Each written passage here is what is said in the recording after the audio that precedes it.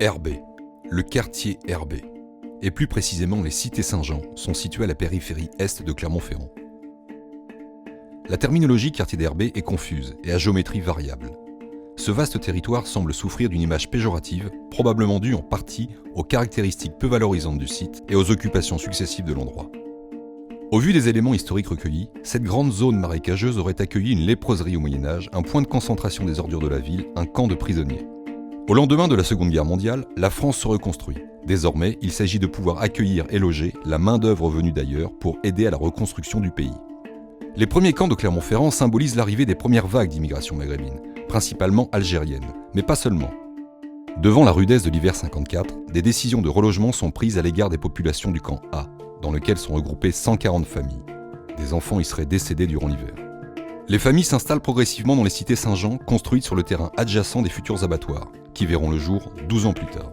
En 1955, les immeubles collectifs appelés les blocs ont maintenant des voisins, les cités d'urgence Saint-Jean. De petites cités en tôle accolées en rez-de-chaussée avec un petit jardinet dans lesquels les cuisinières à bois font office de chauffage. Les normes de confort y sont minimales et les conditions de vie précaires. Le quartier est alors taxé de tous les mots, bidonville, Chicago, lépreux et bien d'autres qualificatifs inhumains. Malgré les difficultés rencontrées, la solidarité entre les habitants est palpable. En 1962, au lendemain de la guerre d'Algérie, les premières actions sociales structurées s'installent sur le territoire Saint-Jean. Dans les années 70, les sorties, les bals de campagne sont autant de moments festifs que de défoulement pour les jeunes adultes, qui parfois dégénèrent. En 1976, une conscience collective permet la création d'un comité de quartier qui ouvre le dialogue avec les pouvoirs publics sur ce quartier laissé pour compte. De nombreuses actions seront menées par les éducateurs de prévention jeunes sur le quartier, jusqu'au début des années 80. De 1982 à 1984, la réhabilitation urbaine des cités Saint-Jean entraîne des travaux.